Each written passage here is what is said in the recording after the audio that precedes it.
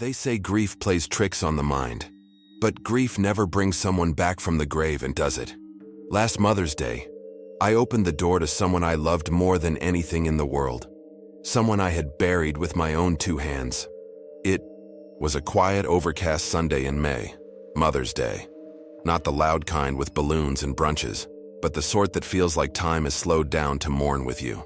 I was alone in the house, lighting a candle by the framed photo of my mom on the mantel. She passed last year. Sudden aneurysm. No warning, no goodbye. Just silence. Ever since, I avoided this holiday. I unplugged. No calls, no social media. Just silence. That was the plan, until the knock at the door. A soft, polite knock. 3 quick taps. I stared at the door, confused. No one was supposed to come. I wasn't expecting deliveries or visitors. Then the second knock came, followed by a voice. "Sweetheart, it's cold out here. Can I come in?" My chest caved inward. My legs went weak. That voice was hers. Mom. The closed casket. My father breaking down. Me holding her scarf and sobbing into it. The obituary. The burial plot. All real. All recent. I rushed to the door, not even realizing I had moved. My hand trembled above the knob. I peered through the peephole. Nothing. Just the empty porch. But then I noticed something odd. Her favorite scarf, draped, across the railing. The one we buried her with. Light blue. Faint perfume still clinging to it. It swayed with the breeze like it was beckoning me. I stepped outside. That's when I saw the footprint in the wet mulch. Barefoot, but unmistakable. I followed it around the side of the house, toward the garden she used to tend. Every rosebush was blooming wildly, unnaturally. They hadn't bloomed in months, and in the center of the garden, her gardening gloves, still warm. I ran back inside, locked every door and window. Maybe I was losing it. Maybe grief was winning. But then my phone lit up. Unknown number. I answered, thinking maybe it was my sister. But the voice that came through wasn't my sister's. "Don't lock me out of my own home, baby." Click. That night, I didn't sleep. And at exactly 3:07 a.m., the hallway light flickered. A door creaked open. I grabbed a kitchen knife and crept toward the hallway. There, standing at the far end, was a woman in a pale dress. Her hair disheveled, eyes dark and sunken. But that smile, that was Mom's smile. She raised one hand like she used to when I got home late. "Where have you been?" "I made your favorite, lemon pie," I screamed. The hallway went dark. My mother died a year ago. We buried her. I gave her eulogy. But on Mother's Day, she came home. Or something wearing her face did. And it remembered everything about me. I didn't sleep that night. I sat on the couch, knife gripped in my fist, lights on, shivering under a blanket, replaying that hallway moment over and over again in my mind. That smile, that voice. I kept telling myself it wasn't real. That grief was playing tricks. That the holiday made my mind crack. But then I saw the photo on the wall, our family portrait, and in it, Mom was gone. Her image, which had always been beside Dad's, was missing. The frame hadn't been tampered with. There was no tear, no sign it had been altered. She'd just vanished from it. By morning, I couldn't take it anymore. I drove straight to the cemetery. It was an hour away, but I made it in 40, speeding, sweating, gripping the wheel like I was racing against something I couldn't see. When I got there, I walked to her grave, but the earth wasn't right. The soil was disturbed, loose, wet, like it had been dug up recently. No flowers, no fresh grass, just a sunken hole that looked like it had collapsed inward. I looked around. No workers, no other visitors. Then I saw it. At the edge of the nearby tree line, her dress, the same pale blue dress we buried her in. Torn, mud-stained, draped across a broken branch like she had passed through the woods in a hurry. I stepped forward. Crunch. Something under my shoe. A charm bracelet. Hers, the one I'd made her in 5th grade. It had my name spelled out in crooked plastic beads. I dropped it and ran back to the car. I didn't drive home. I couldn't. I drove to my sister's house. Samantha opened the door in her pajamas, confused and half asleep. I looked like I had. Crawled out of a nightmare. I think Mom came back, I told her. She didn't even flinch. Instead, she nodded. Then she said, "She visited me last week. She was standing outside Mia's window, singing that lullaby she used to hum. Mia, her 2-year-old daughter." "Why didn't you tell me?" I asked, stunned. "Because I thought I was crazy. I didn't want to scare you. I thought maybe it was a dream." But it wasn't a dream. Because when we went to check Mia's window that morning, the window latch was broken. Muddy fingerprints on the glass. A strand of long gray hair stuck in the screen. We decided to go back to our childhood home together. The moment we stepped in, something was wrong. It smelled like cinnamon. Mom's signature scent when she baked on holidays. We hadn't used the kitchen in weeks, but the oven light was on. Inside, sitting in a cold ceramic pie dish, was a freshly baked lemon pie, her favorite, our favorite, and sitting beside it was her recipe box, except it didn't contain recipes anymore. Each card inside had something different written on it now. A date, a name, a time. Mine, May 12th, 3:07 a.m. She opened the door. Samantha, May 5, 2:32 a.m. She rocked the crib. Dad, April 25, 4:01 m. He screamed. We froze. "Dad?" I whispered. We hadn't seen or heard from him in months. He'd gone off the grid after Mom's death, took it hard, said he was going to a cabin upstate. We dialed his number, no answer, so we made the drive. When we reached the cabin, it was silent, unnaturally silent. The front door was wide open. Inside, everything was covered in dust, except the dining table. There were 2 plates set, one half eaten, lemon pie again, and on the wall above the table were Polaroids, dozens, all of us, sleeping, walking, smiling. Recently, one of Samantha holding Mia in the nursery, taken from outside the window, one of me lighting the candle for Mom last night, and, in every photo, in the shadowed corners, there she was, half seen, blurred, dressed in pale blue, watching, smiling. Then we found Dad's journal in the bedroom, a single entry written over and over. She doesn't want flowers. She wants to come home. She's not Mom anymore. Don't let her in. Don't say her name. Don't eat the pie. Samantha suddenly gasped. "My phone," she said, pulling it out of her pocket. It was playing a voicemail. Mia's voice. "Mommy, Grandma's here again. She says she's staying forever." We raced home. Night had fallen. The house was dark. I grabbed a flashlight and burst through the front door. Everything was quiet. Then, a light flickered in the hallway. The scent of cinnamon filled the air. Samantha screamed. I turned and saw her. Mom, no longer hiding, no longer a shadow. Fully visible. Skin pale and cracked like dry paper. Lips pulled tight in a disturbing smile. Eyes clouded. Hands outstretched. "You left the door unlocked this time," she whispered. I stepped between her and my sister. "You're not her. You're not Mom." She didn't move. Then slowly she said, "You're right. I'm what's left of her." Then the lights exploded. They found us the next day. Samantha had fainted. I was in shock. There was no sign of Mom, or whatever that thing was. But the lemon pie was still warm, and her scarf was on the table. I moved out after that. Haven't been back since, but every Mother's Day I get a knock at exactly 3:07 a.m. I never open it, not anymore. But sometimes, I smell cinnamon.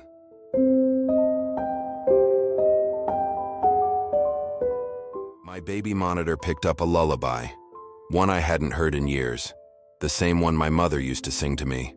The problem?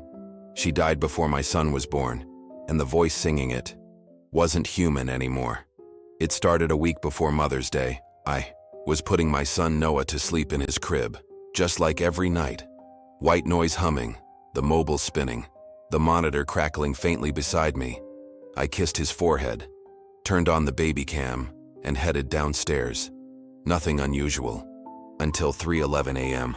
The monitor came to life. At first, I thought it was just static. But then, a soft tune cut through the noise. A voice, whispering a lullaby. "Sleep, my baby, safe and warm. Mommy's arms will shield the storm." I froze. That song. I hadn't heard it in over 2 decades. My mother, My real mother used to sing it to me before she died in a car accident when I was 8.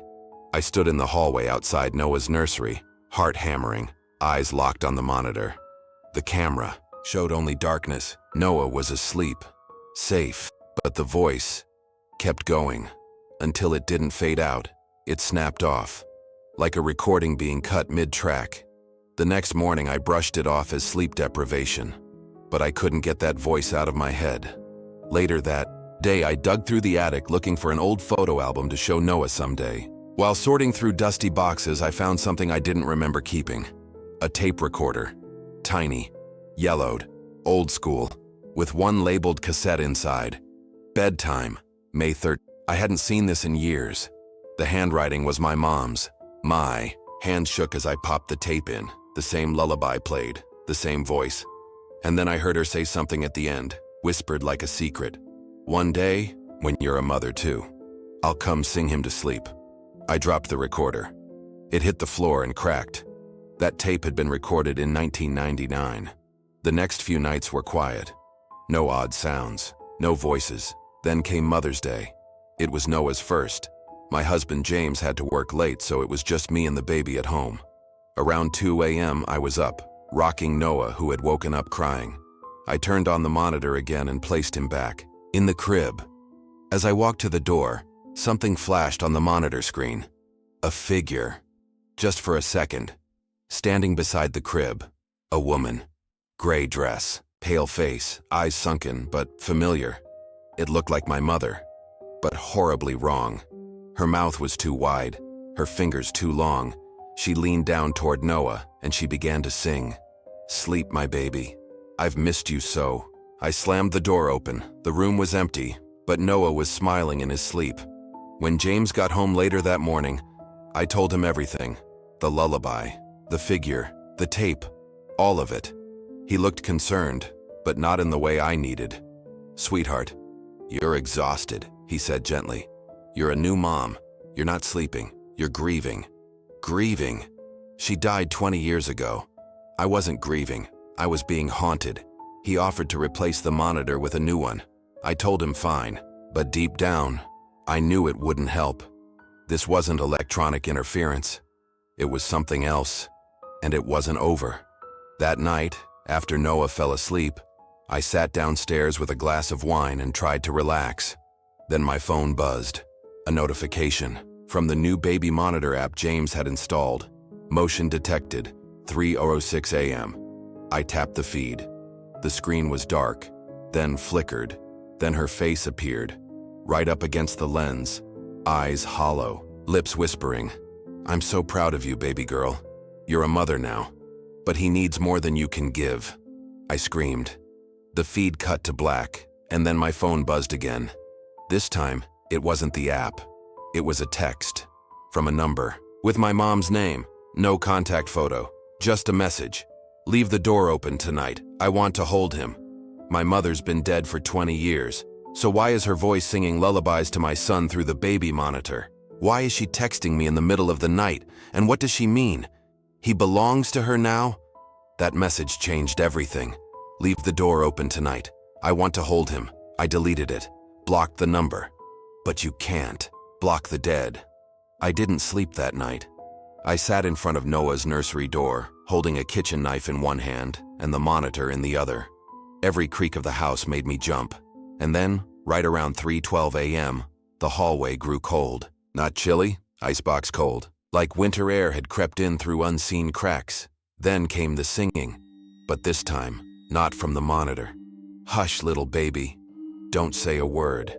It came from the other side of the door. I braced myself. Slowly turned the knob. The nursery was dark. The mobile above the crib was spinning on its own, and Noah, he was gone. I screamed, tore open the closet, checked under the crib. Nothing. But then, the monitor chirped. It had switched on again. I hadn't touched it. The screen showed my childhood bedroom.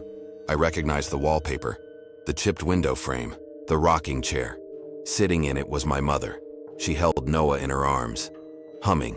He was giggling. Shh, sweet boy, she whispered. Mommy's here now. No, she wasn't his mommy. I was. Then she looked up at the camera, at me, and smiled. "You always said you wanted me back. Well, here I am." The feed glitched and went dark. I ran through the house, searching for any explanation. I tore apart the attic again, flipping boxes, digging through old photos, and I found it. A journal I'd never seen before. My mother's. The last page was dated 1 week before she died. The doctors say I won't survive the delivery, but I made a promise to her. If I go, I'll come back. I'll be her voice, her shield. I'll be there for her child when she becomes a mother too. The handwriting was rushed, desperate. I dropped the journal. Then I heard Noah cry, above me. But the attic was already open, and a stairwell I'd never seen before had appeared, leading into darkness. I climbed the stairs, flashlight trembling in my grip. At the top was a door, old, rotten, covered in carvings, scratches like fingernails trying to escape. I pushed it open. Inside was a perfect replica of my old bedroom. But everything was aged, moldy, wrong. Noah sat in the crib smiling. My mother stood behind him. She looked 30 again, young, beautiful. But when she turned, her smile cracked open too wide, stretching ear to ear. "You left the door shut," she said. He cried. "So I brought him home." I lunged for Noah. She screamed, a horrible, inhuman wail, and the room shook like an earthquake had hit. The crib shattered. The floor beneath us split open, revealing a black pit filled with crawling hands, whispering voices calling, "Mother, mother, mother." I held Noah tight. My mother reached out, her voice suddenly soft again. "Let me take care of him. You don't know how. You're always afraid, always tired. I can do what you can't." I looked at her, really looked, and I saw the truth. She wasn't my mother anymore. She was just a memory twisted by grief, by longing, by something dark that used my love as a doorway. "You don't belong here," I whispered. "He doesn't belong to you." And I said the words that hurt the most. "Goodbye, Mom." Then I stepped back and threw the old tape recorder into the pit. The lullaby cut off. The walls cracked and the room caught fire. I woke up on the nursery floor. Daylight was pouring in through the windows. Noah was asleep in his crib, breathing softly. The attic door was gone. The baby monitor was fried, melted from the inside. I held my son to my chest and sobbed. Later that night, I heard the lullaby one last time. Not through the monitor, not from the shadows, from me. Soft, shaky, and somehow that made it okay. Because I realized something. I didn't need my mother's voice anymore. Noah needed mine.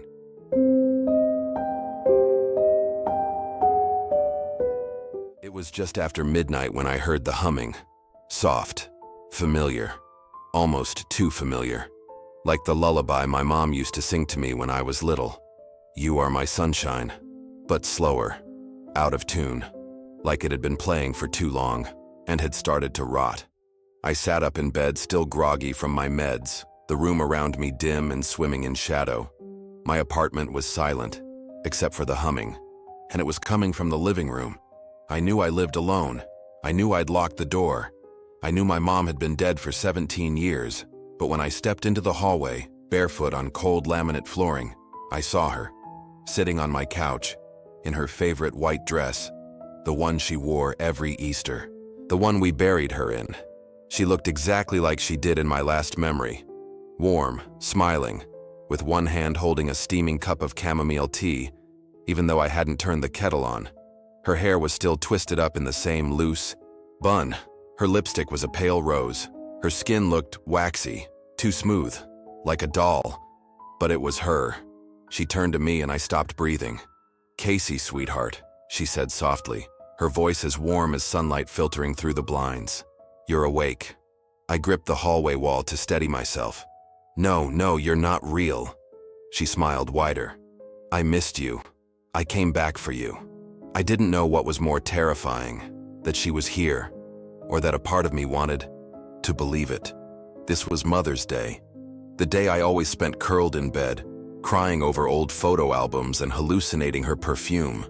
But this wasn't a hallucination. She was three-dimensional, breathing, casting a shadow. She even smelled like she used to. Lavender and ivory soap. I don't understand, I whispered. You died. She set the tea down on the coffee table and stood, taking a few careful steps toward me. I flinched, but she didn't. Stop. Her eyes never blinked. I came to take you home, baby, she said, brushing my hair behind my ear. Her touch was ice cold. It's time. Time for what? She tilted her head, like I just asked the silliest question in the world. Heaven. I backed away. My body was screaming to run, but my legs weren't working right. My brain couldn't compute what was happening. It felt like I'd been dropped into someone else's dream. I need to call someone, I said, half to myself, reaching for my phone. But it wasn't on the nightstand. I swore I left it charging. Where the hell was it? You don't need to do that, she said. You don't need anyone else now. I turned and bolted for the kitchen. It was dark, way darker than it should have been. All the lights had gone out. Even the glow from the microwave clock was gone. My phone was nowhere in sight.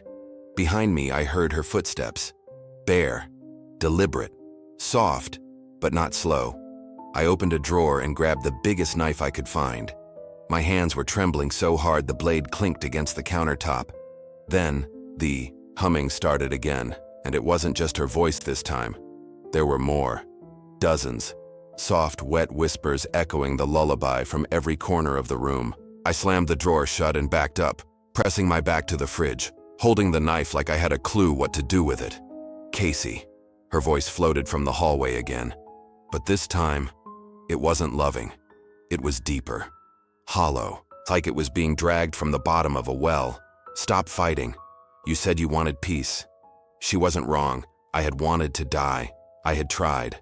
3 weeks ago, I'd swallowed every sleeping pill I could find. If my neighbor hadn't smelled the gas leak from my cracked stove, I wouldn't be here. I woke up in the hospital 2 days later. The doctors called it a miracle. I didn't feel like one. But now she was here. And she was saying everything I used to pray for in my darkest moments. That I was loved, that I was missed, that it was time to come home. And still, something in me screamed no. This wasn't my mom. It wore her face, but it wasn't her. The humming grew louder. The lights flickered back on. All at once, like a surge of electricity had just jump-started the apartment. But the kitchen was empty again. No humming, no shadows, no mom. I walked back into the living room. The couch was empty. The tea was gone. But on the table sat a photo album I hadn't seen in years. I approached it slowly. The cover was dusty brown leather. When I opened it, the first page made my stomach turn. It wasn't baby photos. It was photos of me, sleeping. Dozens of them, all recent. Some from inside my apartment. One from just last night. My eyes snapped to the window. The blinds were open just a crack. I was being watched. The next few days passed like a fever dream. I tried to convince myself it was a psychotic break. I doubled my therapy sessions.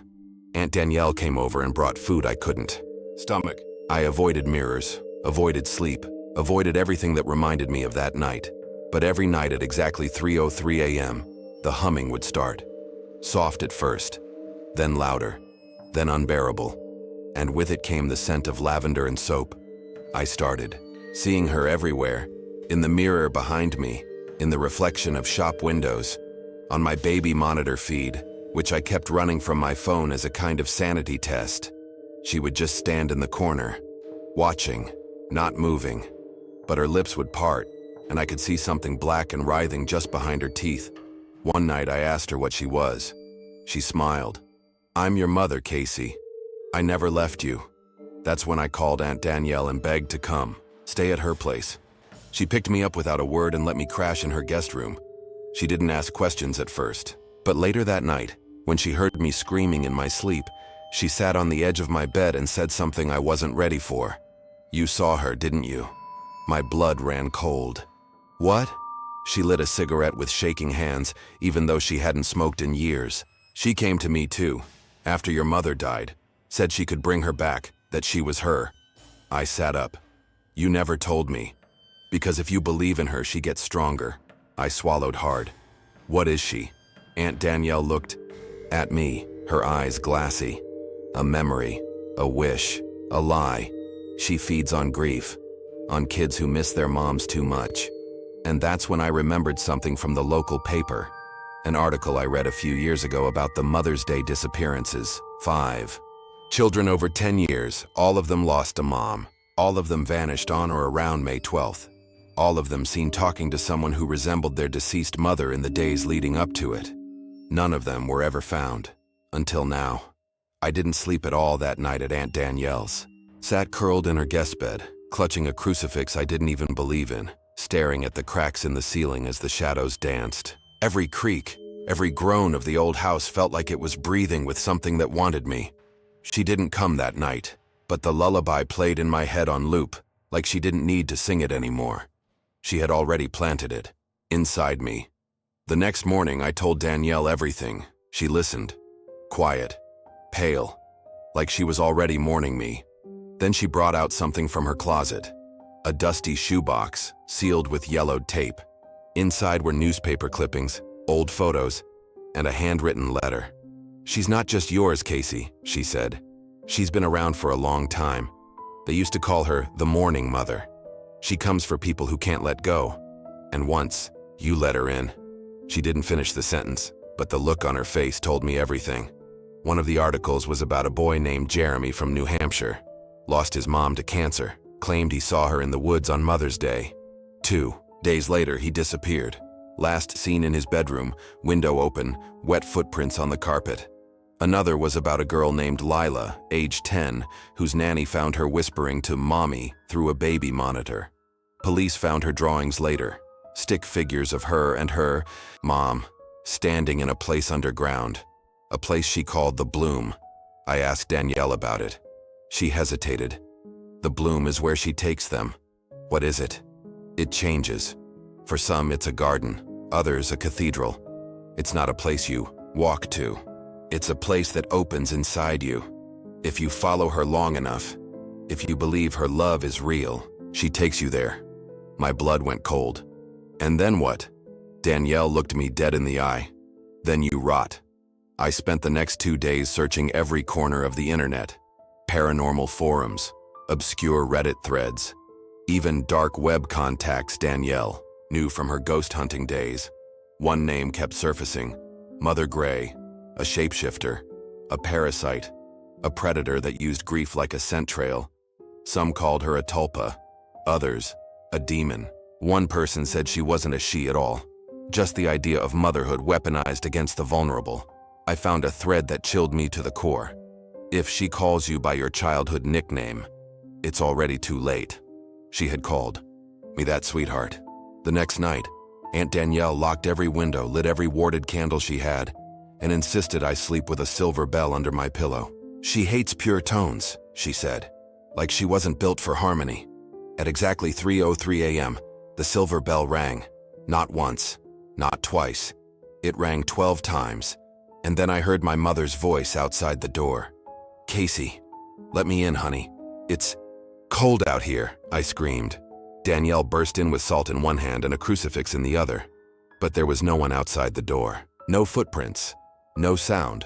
Only a drawing pinned to the wood with a single sewing needle. A drawing of me, holding her hand, standing in a place that looked like a field of black flowers. The words written in shaky crayon underneath. "We're waiting for you." I wanted to run, but I realized something. She was never going to stop. Not until I followed her. Not until I believed. And so I did the one thing Aunt Danielle told me never to do. I answered her back. "Okay, Mom, I'll come. Just one more time." That night I went back to my apartment. I sat on my bed, turned off all the lights, and I waited. 3 a.m. She arrived. She stood in the doorway, her face calm, gentle, like it always was when I was sick, as a kid. "You're ready, sweetheart. I'm so proud of you." I stood, took her hand. It was freezing, and together we walked into the hallway. But it didn't lead to the kitchen. It led to somewhere else. Somewhere deep. Somewhere below the world. Where roots pulsed like veins and flowers bloomed from bones. Where children's voices whispered lullabies in reverse. Where the air smelled like lavender, death, and rain. The Bloom. I was here. And she was smiling. "You see, Casey," she said, voice trembling with joy. "You never needed heaven. You just needed me." And then her face peeled back, and I screamed. I hadn't slept in days. Every time I closed my eyes, I saw her face.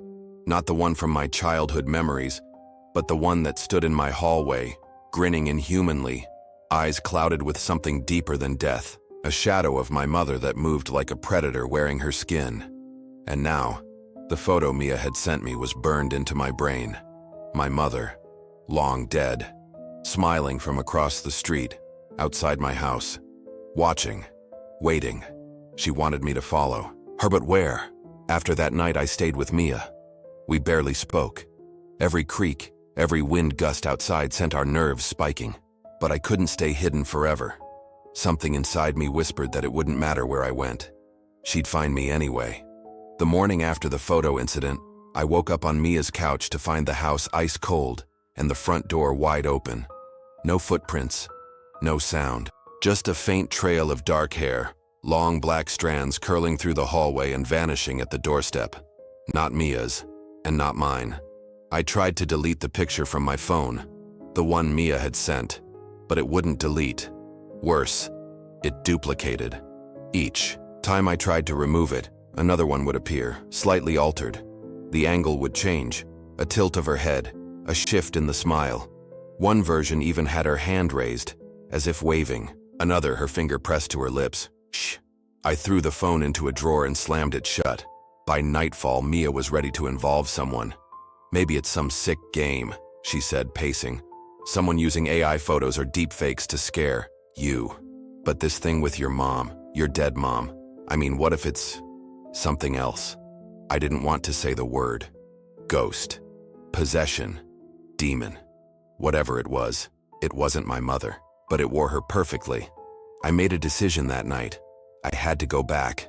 Not to my house, but to the one from the Airbnb story I never dared to revisit. The house where it all started. The one I had run from years ago. Because I recognized something in the new photo's background, the grain of the window, the corner of the wall. It wasn't my house. It was that house. I drove there alone. Mia begged me not to, but I told her something had to end this. I couldn't live like prey, hunted by a mother I buried before I hit high school. When I arrived, the house was still there. A little more run down, curtains drawn, weeds overtaking the garden, but somehow untouched. There was no listing online, no Airbnb records, but the keypad on the door still worked. Same code as before. 3-1-3. Why did I remember that? I stepped inside. Same air, same stillness, same hallway. But now, there were two black doors. One where it had always been, at the end of the hallway, and a second one, in the ceiling. A crawl space, I swear hadn't existed before. Its square outline pulsed faintly, almost like it breathed. Something behind it waited. I walked to the original door first. It was unlocked. Inside, the room hadn't changed. Rocking chair, symbols, dark walls, like dried blood. Except now, photos lined the walls. Hundreds of them. Me. From every stage of life. Sleeping, crying, graduating, laughing, unaware. Each photo pinned with something sharp. Fingernails. At the center of the room was a single note, handwritten in an elegant, looping script I hadn't seen since my childhood birthday cards. "Heaven is open. Come upstairs." I didn't want to look up, but I did. The ceiling door was wide open. A ladder had descended, and from the black space above, two bare feet dangled. Almost ran, almost screamed, but something pulled at me. Not physically, but from within. A pressure behind the eyes, a warmth that said, "Come home." I climbed the ladder. Each rung creaked like bone. At the top, there was no attic, just black void. I climbed into it anyway. When I came through, the world shifted. I wasn't in the attic. I was in my childhood home, or something that resembled it. The furniture looked right, but older, more brittle, covered in dust. The wallpaper matched the one I remembered from age 5, the little stars and moons my mother put up before she got sick. And she was there, sitting on the couch, knitting. She looked alive, radiant. "Baby," she said softly, like I was still 10 years old. "You made it." Tears burned my eyes, but every instinct screamed, "Don't go to her." I took a step back. Her smile faltered. "Aren't you happy to see me?" "You died," I whispered. She cocked her head. "Did I?" The lights flickered. The room warped. Then her face changed. The skin sagged. Her smile cracked, literally split, as if her cheeks had been torn from within. And her teeth weren't teeth anymore. They were eyes. Rows of small, blinking, watching eyes. "You followed," she hissed. "You always follow." I turned to run, but the room was gone. Blackness again. Only her face remained, looming, screaming. I woke up on the grass. Outside, morning sunlight stung my face. An old woman stood over me holding a dog leash. "You all right, hun?" she asked. "You've been out here since dawn." I was about to call someone. I blinked, looked around. I was in the neighborhood, down the street from the old Airbnb house. But the house? It was gone. Just an empty lot. Burnt ground. Ash. Nothing else. The police came. They confirmed the house had burned down over a year ago. No survivors. No records of the previous owners. No photos. But I had something in my pocket. A photograph. Of me. Standing in front of the house. Taken from the inside. Weeks passed. I moved again. Deleted all my accounts. Changed my number. Threw away everything that reminded me of her. But it didn't matter because she still comes back. Every 3:13 a.m. I hear the knock, the footsteps. And last night, the crawl space in my new apartment, it creaked open. There was a note. "Heaven is waiting."